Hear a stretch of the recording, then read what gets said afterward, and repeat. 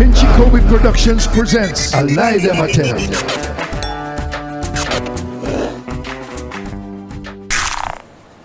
That's the first set of reggae come out with spelling that way.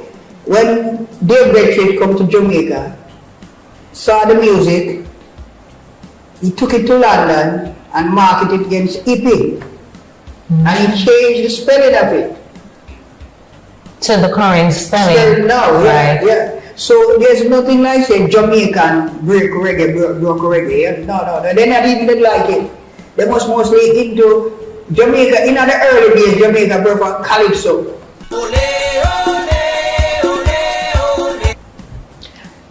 So it's been going on for quite some time because it is still a much more preferred music here. Yeah, they prefer calypso, yeah. Because alright, there's no Jamaican who born and go in Jamaica get the treatment like Mighty Sparrow, Aaron, all of these guys they do, like how they get in Jamaica. Would you say that is because of the lyrical content? Because you know, we Jamaicans, we must be honest with ourselves. We are a very overly sexualized set of people. Our lyrics are very graphic sometimes, and even in these emerging times where music has changed a lot, the landscape of music has changed a lot. It has become a lot more sexually implicit. So would you say that in the dancehall era, right? But that wasn't going on like that in rocksteady and ska and the early days of reggae. People used to write good lyrics because it was all competition. Yeah. Well, reggae is always a cleaner version and the cleanest music that is out there when you compare it to, and there's no comparison to dancehall really, because reggae music is really conscious, clean. Conscious, clean music. Conscious and clean music. So, you know, it's hearing from you. So we've always been like this. Clearly it's nothing new. We've always been leaning more on the side of the foreigners who, you know, have come into the space with their music. Yeah. Like I said, right? Reggae didn't break big in Jamaica because a lot of people don't know, right? One of the first international reggae, this wasn't done by Jamaicans, it's done by three girls, white girls, they call Johnny Reggae. Johnny Reggae? Yeah. Spell that for me. Just like Johnny Reggae. J-O-H. The reason I'm having that, I need to do my research. Yeah, Johnny Reggae, the group named the Piglets. Reggae, reggae, reggae. Here comes Johnny Reggae. Johnny Reggae, reggae, lay on me. And they were from London. From London, three white girls. Well, you see, nothing new.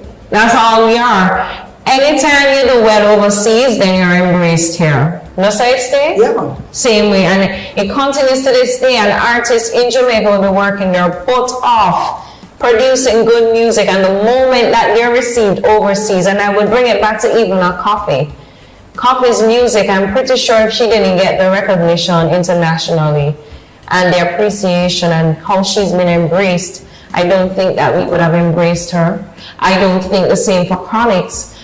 We have always been a very prejudiced set of people, and I think maybe it is from our European background, because you know the landscape of colonialism has impacted us in a very, very negative way, where we scoff at what we have. We don't appreciate, which is why we can easily sell anything out, which is why we don't have a right when the Grammy Awards gave, were they American or European? Some European guys, I believe, the best reggae album of the year, and then we're here getting upset and in our feelings, but we never truly owned our own music. See what, the group there, they've been around a long time, you know. They've been around a while, because I did my research. Yeah, and they pay the dues, right? I don't have a quarrel and this man come from here, so from here, so and win the Grammy. As long as you work. And you pay the dues to it, and I think it's an honor. But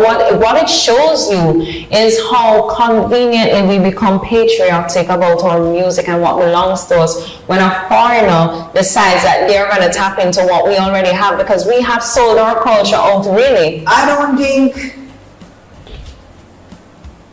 going back from the 60s coming up, right? singers, I don't think we didn't realize what we created and what we have. So we just go out and sell it cheap.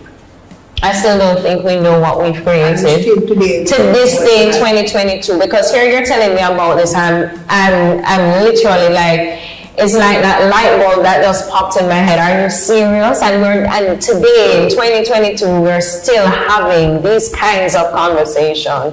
Because you have a lot of singers, right, that hit the British top long before Bob Marley, right? You ever heard of a group called the Pioneers? Mm-hmm. Yeah, yes, I've heard of that group. These guys was one of the most popularized groups in the whole Europe.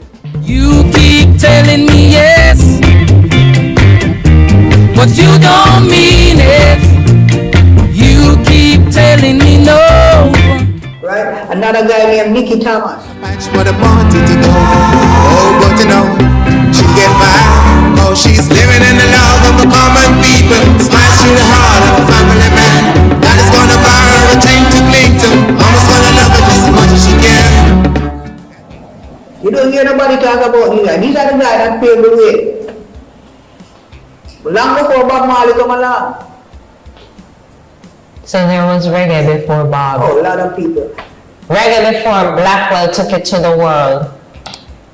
You have another guy bigger than Blackwell, the one that used to produce Prince Buster. He was in London at that time, bigger than Blackwell. When Blackwell rise up is when he did Millie Small, My Boy Lollipop.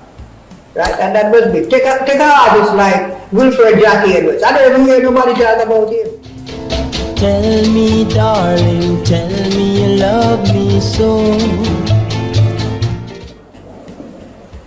Call the name again? Wilfred Jackie Edwards. My dear, nobody has spoken about many of the names you've mentioned. The David Isaacs, the Clancy Echoes, yeah? And this guy. The guys that paved the way for reggae, you know. Wilfred Jackie Edwards wrote song that the Beatles sing. A lot of people cover it. Tom Jones, all of these guys cover it. And this is where we haven't protected what we have. It is a crying shame.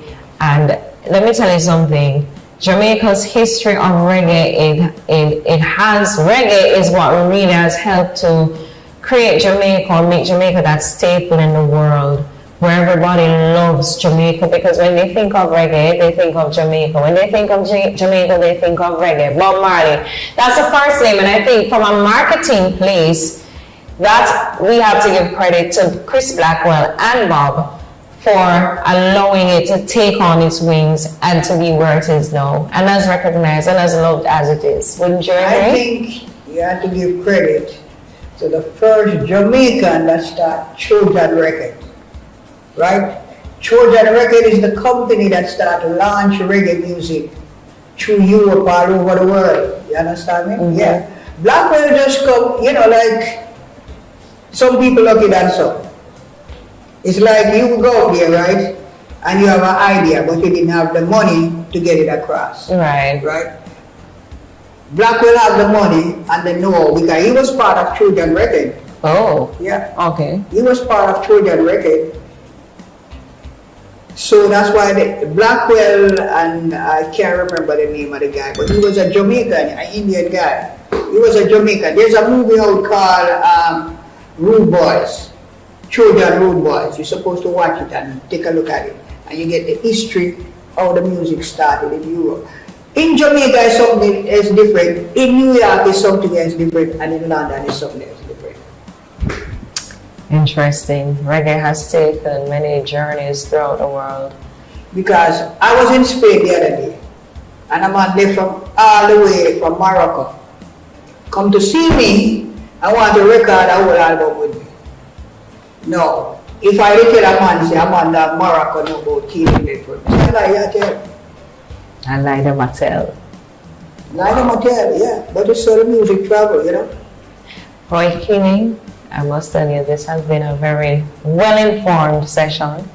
I appreciate this bit of education, and I'm sure there's a whole lot And I don't more. even start scratching because I don't even start telling my story yet, you know. Well, I would love to hear the story. The story of reggae music, it's coming far away, you know.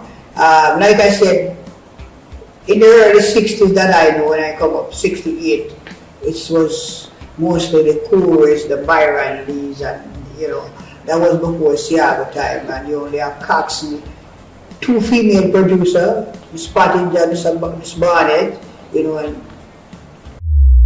Picture Productions presents A Lie Them a Tell.